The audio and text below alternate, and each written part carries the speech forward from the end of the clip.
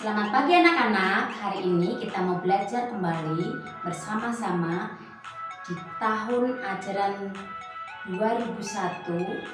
Kita akan mengakhiri semester 2 ini dengan pelajaran bab 15, yaitu disiplin di lingkungan. Sebelum kita bersama-sama belajar, kita mau lipat tangan, tutup mata, kita berdoa, kita mau memuji Tuhan terlebih dahulu. Bapa, ku datang padamu. Bapa, ku datang padamu, naikkan ucapan syukur atas kasih anugerah-Mu yang indah setiap hari.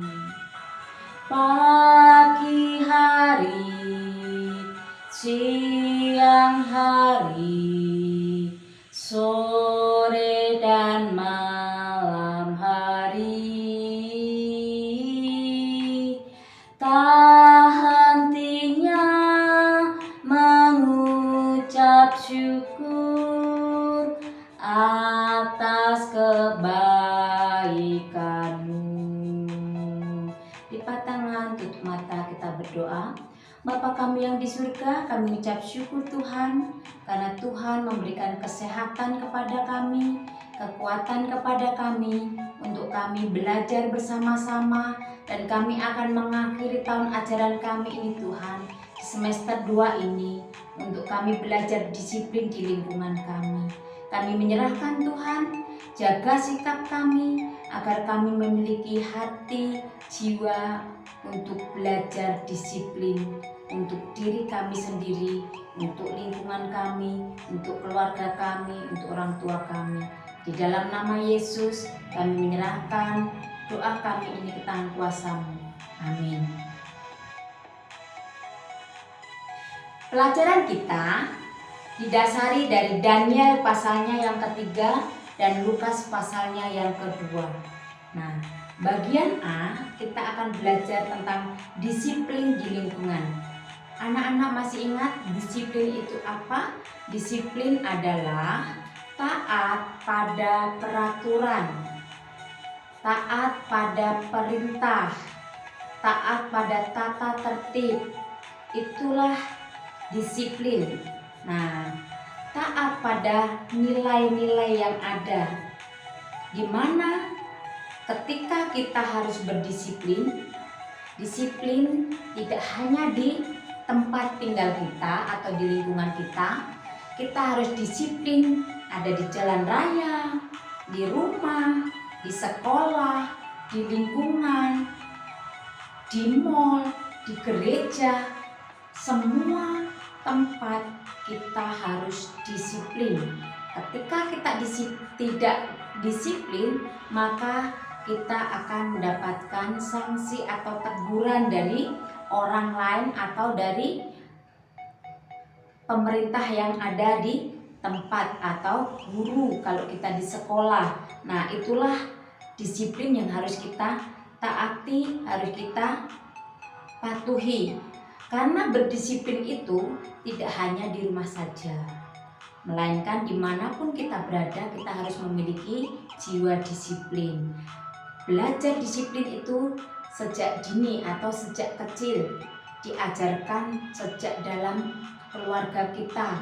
Nah, dari dalam keluarga kita mendapatkan ajaran disiplin, di luar kita juga mendapatkan ajaran disiplin. Karena jika setiap orang itu disiplin, semua akan merasa nyaman dan tidak akan ada yang dirugikan atau dikecewakan ketika kita memiliki jiwa disiplin.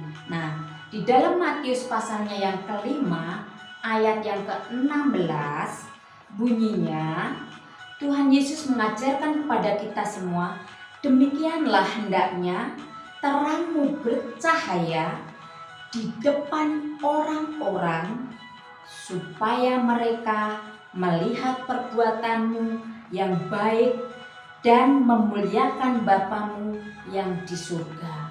Itu adalah ajaran yang Tuhan ajarkan kepada kita di dalam kitab Matius pasal 5 ayatnya yang ke-16, supaya kita bercahaya menjadi terang di antara kita, di antara sekeliling kita, supaya kita menjadi baik di depan mereka karena kita memiliki jiwa disiplin. Nah, disiplin di lingkungan, contohnya kalau kita di lingkungan rumah kita itu ada iuran keamanan, ada ronda malam, ada gotong royong membersihkan lingkungan.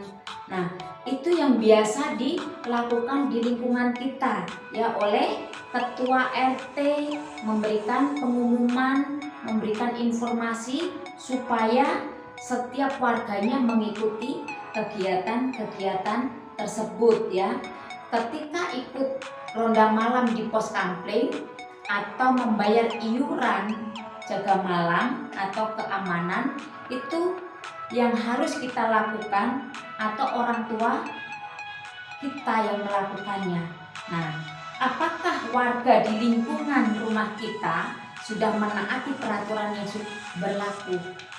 Nah, jika belum, mari kita lakukan supaya kita bisa menjaga kedisiplinan dan menjaga kerukunan antar umat beragama, antar sesama di lingkungan kita.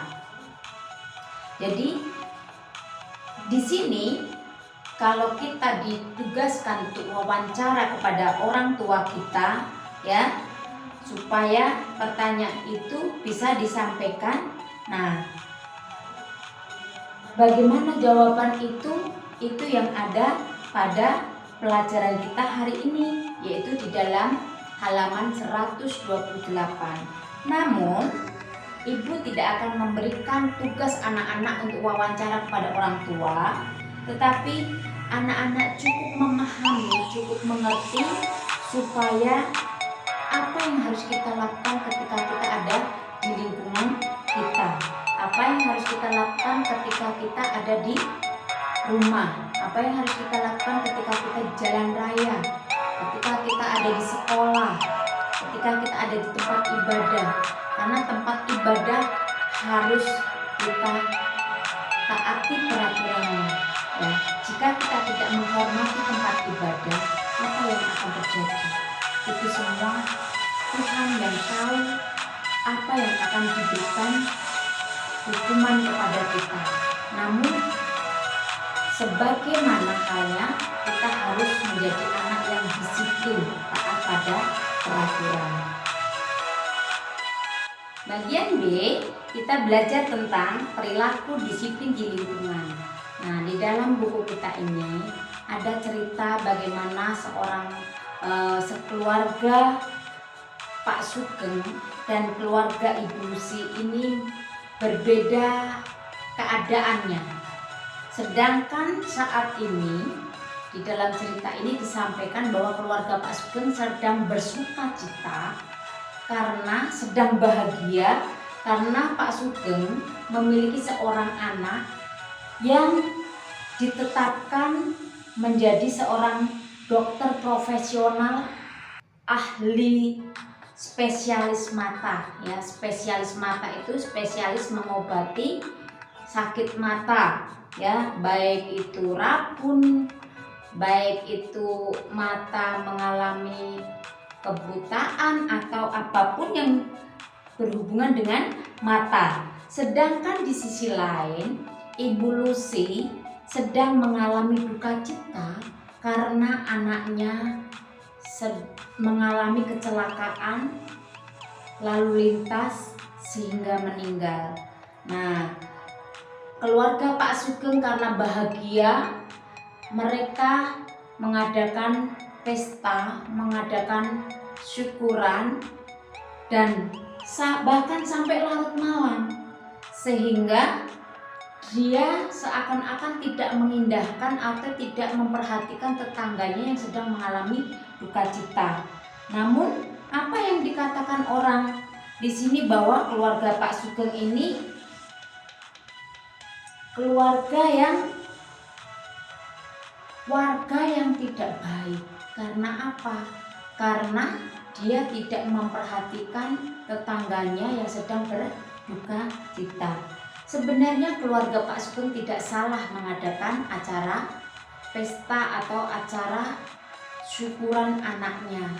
Namun karena bersamaan waktunya Ibu Lucy sedang berduka, maka dikatakan oleh orang lain bahwa warga mengatakan keluarga Pak Sugeng ini bukanlah warga yang baik. Namun sebenarnya bukan itu yang sebenarnya ingin dilakukan oleh keluarga Pak Sugeng. Karena kejadian yang bersamaan sehingga berakibat pada keluarga Pak Sugeng mendapatkan perkataan yang tidak baik, yang dengan kata-kata warga yang tidak baik. Nah, jadi sebenarnya setiap orang itu memiliki tanggung jawab terhadap ketenangan dan ketertiban lingkungan yang ada, termasuk kita, saya, dan anak-anak. Kita harus bisa menjaga ketenangan dan ketertiban lingkungan. Di mana kita berada, kita harus bisa menjaga ketenangan dan ketertiban. Nah, apabila setiap orang memikirkannya, setiap keinginan, setiap lingkungannya akan menjadi kacau, ya. Apabila setiap orang hanya memikirkan keinginannya atau egois dengan dirinya sendiri, maka lingkungan kita akan menjadi kacau. Ketika kita tidak peduli dengan lingkungan kita, kita akan mengganggu orang lain yang akibatnya masyarakat tidak rukun, ya, terjadi perpecahan, pertengkaran. Namun ketika kita mau melakukan ketertiban dan ketenangan itu, maka akan terjadi kerukunan dan damailah yang tercipta di antara kita. Nah, di sini ada contoh bagaimana kita harus berdisiplin di lingkungan kita, ya. Ada 9 contoh. Ya, 1, mengikuti kerja bakti kalau kita di lingkungan, ya. Tanggung jawab siapa? Kedua orang tua kita. Apa kita bisa menolong?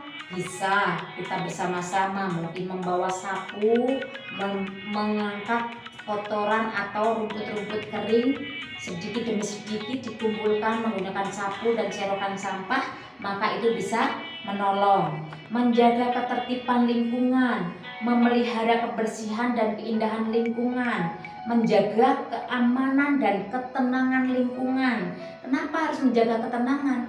Kalau kita ribut, kita menyalakan TV atau menyalakan musik sekeras-kerasnya, itu akan mengganggu lingkungan, maka tidak terjadi ketenangan. Kalau kita mau menjaga ketenangan, kita mendengarkan lagu atau musik atau menonton TV tidak perlu terlalu keras suaranya. Cukup kita dapat mendengarkan di dalam keluarga, tidak boleh sampai sekeras-kerasnya sehingga mengganggu lingkungan. Menjaga keamanan, terus bersikap sopan terhadap orang lain. Bagaimana kita bisa sopan terhadap orang lain? Kita bisa menyapa, menegur orang-orang yang lewat di depan kita atau ketika berpapasan dengan orang-orang yang kita temui di sekitar lingkungan kita, karena kita mengenal mereka. Itu dapat kita lakukan, yaitu dengan menegur. Terus mematuhi rambu-rambu lalu lintas, itu ketika kita di jalan raya. Apa yang harus kita lakukan mematuhi rambu-rambu lalu lintas? Tidak boleh menerobos lampu merah, tidak boleh lupa membawa SIM, ya, STNK, menggunakan seatbelt atau sabuk pengaman yang menggunakan mobil. Terus yang mengendarai motor juga tidak boleh lupa membawa perlengkapan yang harus dipakai seperti helm. Nah, itu salah satu mematuhi rambu-rambu lalu lintas berkendaraan. Terus santun saat bermain dengan teman. Tidak boleh membuat teman kita marah atau bermain dengan semaunya sendiri, tetapi mengikuti aturan yang ada. Memelihara barang pinjaman orang lain, artinya menjaga supaya barang pinjaman itu tidak rusak. Terus mengembalikan dengan baik kepada pemiliknya ketika kita meminjam barang orang lain. Itulah perilaku di mana kita harus kita lakukan, ya, perilaku berdisiplin kepada lingkungan kita. Bagian C, kita belajar tentang warga teladan. Warga teladan itu artinya orang yang menjadi teladan atau orang yang dapat kita jadikan panutan. Nah, itu artinya warga teladan. Nah, di sini Tuhan Yesus mengajarkan kepada murid-muridnya, kepada kita semua, di dalam Matius pasalnya yang kelima ayat 14a yang bunyinya adalah kamu adalah terang dunia. Nah, terang itu selalu mengalahkan kegelapan. Nah, ketika terang itu bercahaya, semuanya akan nampak, semuanya akan kelihatan. Namun ketika di dalam gelap, lubang pun tidak akan kelihatan. Nah, ketika lubang itu tidak kelihatan, kita bisa terjatuh di dalamnya atau masuk ke dalam lubang. Namun ketika terang itu bercahaya, terang itu menyinari, kita bisa menghindar dari lubang tersebut. Nah, sama halnya ketika barang-barang itu hilang atau tersembunyi, maka ketika terang itu nampak, terang itu bercahaya, apa yang tersembunyi tadi akan kelihatan, ya, akan nampak. Namun ketika gelap, apapun tidak akan kelihatan. Nah, dengan jelas bahwa tidak ada yang tersembunyi jika ada terang. Berdisiplin adalah perilaku terpuji. Orang yang berdisiplin akan menjadi teladan bagi orang lain, ya. Seperti halnya contoh cerita tentang Daniel yang taat kepada Tuhan sekalipun dia ada dalam masalah, sekalipun dia harus dipaksa untuk tidak taat, tetapi dia tetap taat kepada Tuhan dan tidak melakukan kesalahan.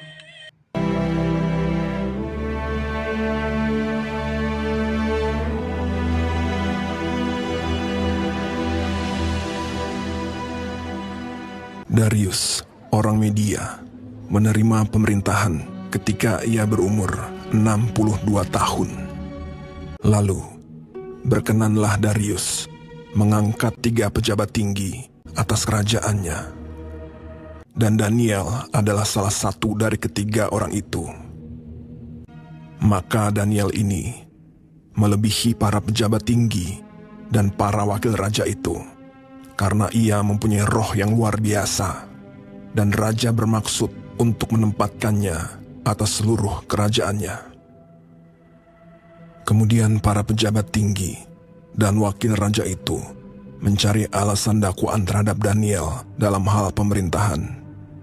Tetapi mereka tidak mendapat alasan apapun, sebab ia setia dan tidak ada didapati sesuatu kelalaian atau sesuatu kesalahan padanya. Daniel ini dalam kamar atasnya 3 kali sehari ia berlutut, berdoa, serta memuji Allahnya. Maka berkatalah orang-orang itu, kita tidak akan mendapat suatu alasan dakwaan terhadap Daniel ini, kecuali dalam hal ibadahnya kepada Allahnya. Kemudian bergegas-gegaslah para pejabat tinggi dan wakil raja itu menghadap raja. Ya Raja Darius, semua pejabat tinggi kerajaan ini telah mufakat supaya dikeluarkan suatu larangan agar barang siapa yang dalam 30 hari menyampaikan permohonan kepada salah satu dewa atau manusia, kecuali kepada tuanku ya Raja, maka ia akan dilemparkan ke dalam gua singa. Dan buatlah suatu surat perintah yang tidak dapat diubah menurut undang-undang orang Media dan Persia.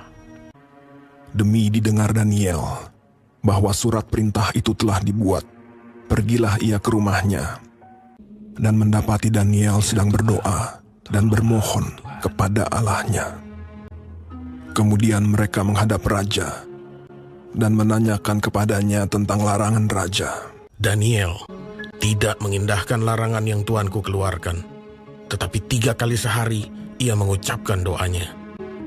Setelah raja mendengar hal itu, maka sangat sedihlah ia, dan ia mencari jalan untuk melepaskan Daniel. Bahkan sampai matahari masuk, ia masih berusaha untuk menolongnya. Berbicaralah raja kepada Daniel. Allahmu yang kau sembah dengan tekun, dialah kiranya yang melepaskan engkau. Sesudah itu, raja memberi perintah. Lalu diambillah Daniel dan dilemparkan ke dalam gua singa. Lalu pergilah raja ke istananya, dan berpuasalah ia semalam-malaman itu. Dan ia tidak dapat tidur. Pagi-pagi sekali, ketika fajar menyingsing, bangunlah raja dan pergi dengan buru-buru ke gua singa. Berserulah ia kepada Daniel dengan suara yang sayu. Daniel, hamba Allah yang hidup, Allahmu yang kau sembah dengan tekun, telah sanggupkah ia melepaskan engkau dari singa-singa itu? Lalu kata Daniel kepada raja, Ya Raja, kekallah hidupmu.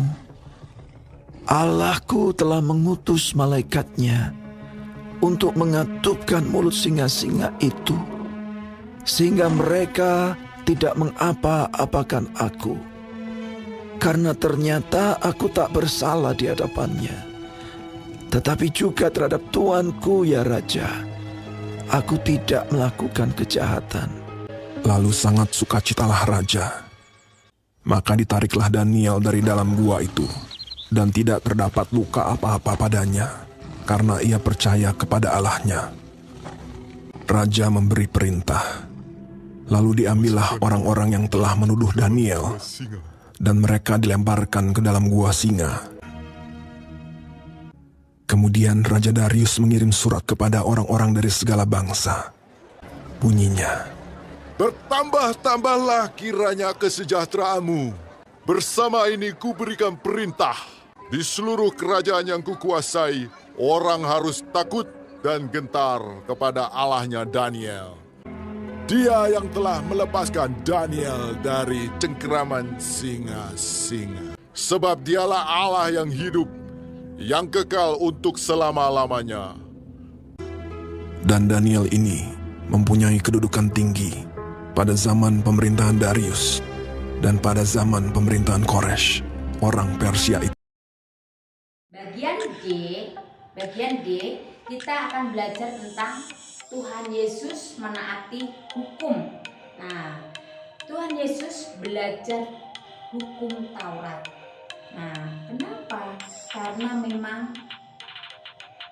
ketika dia tinggal dan berada di dalam lingkungan orang Yahudi, maka dia juga harus taat pada hukum Taurat. Nah, teladan yang sempurna yang diberikan oleh Tuhan Yesus, ya, dia adalah orang yang taat. Nah, Yesus disunat pada usia 8 hari atau pada hari yang ke-8. Nah, ayahnya bernama Yusuf, ibunya bernama Maria. Nah, ketika itu, sejak Yesus kecil, Bapak Yusuf ini mengajarkan Torah kepada Yesus. Nah, Tuhan Yesus mempelajari Torah sejak kecil, dan sejak usia 12 tahun Tuhan Yesus sudah mulai belajar di Bait Allah bersama dengan laki-laki atau anak-anak laki-laki Yahudi yang lain. Nah, mereka belajar di bait Allah.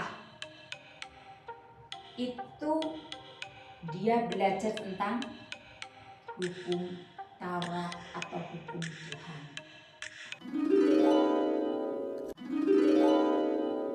Yesus di bait Allah. Lukas 2 ayat 41 sampai 50. Kembalilah mereka ke kota kediamannya, yaitu kota Nazaret di Galilea. Tuhan dan para malaikatnya selalu menjaga Yusuf, Maria, dan Yesus.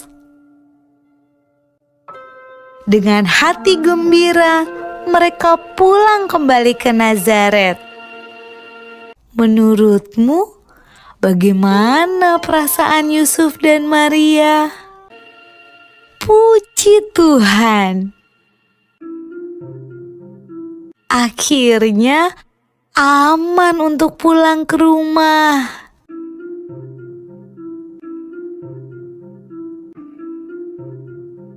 Anak itu bertambah besar dan menjadi kuat, penuh hikmat dan kasih karunia Allah ada padanya.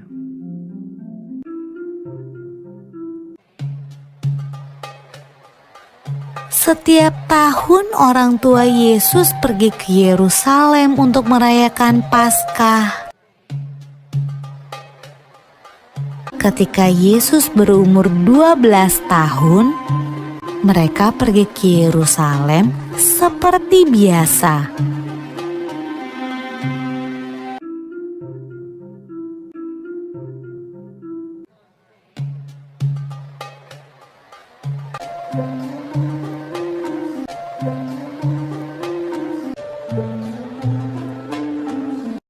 Waktu Yusuf dan Maria berjalan pulang ke rumah, mereka tidak melihat Yesus. Tapi tidak apa-apa. Mereka berpikir Yesus pulang bersama teman-temannya. Saat sore hari tiba, Yusuf dan Maria sadar bahwa Yesus tidak ada bersama teman-temannya.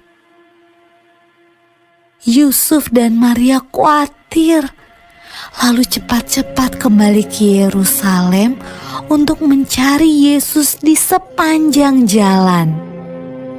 Mereka takut Yesus hilang.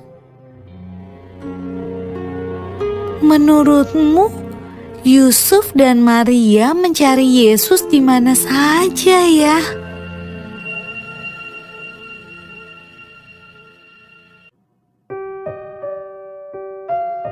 Ketika Yusuf dan Maria bertemu Yesus, ia sedang berada di bait Allah, tempat di mana orang datang untuk beribadah. Yesus yang berumur 12 tahun sedang berbicara dengan guru-guru di sana, seolah-olah ia adalah salah satu dari mereka. Yesus bertanya pada mereka dan menjawab pertanyaan-pertanyaan mereka. Ibu Yesus juga punya sebuah pertanyaan. Anakku, kenapa kamu tidak ikut pulang? Kami khawatir sekali. Jawab Yesus. Seharusnya ibu tahu bahwa aku harus ada di tempat kerja Bapakku. Lalu ia pulang bersama-sama mereka ke Nazaret, dan ia tetap hidup dalam asuhan mereka. Dan Yesus makin bertambah besar dan bertambah hikmatnya dan besarnya, dan makin dikasihi oleh Allah dan manusia. Kita mau mengakhiri pelajaran kita, bagaimana pelajaran kita belajar tentang disiplin di lingkungan. Kita harus taat pada peraturan yang ada di lingkungan kita. Kita harus menaati tata tertib yang ada di lingkungan kita, seperti yang Tuhan Yesus teladankan kepada kita, seperti yang Daniel lakukan kepada kita. Nah, kita mau lipat tangan, tutup mata untuk mengakhiri pelajaran kita hari ini.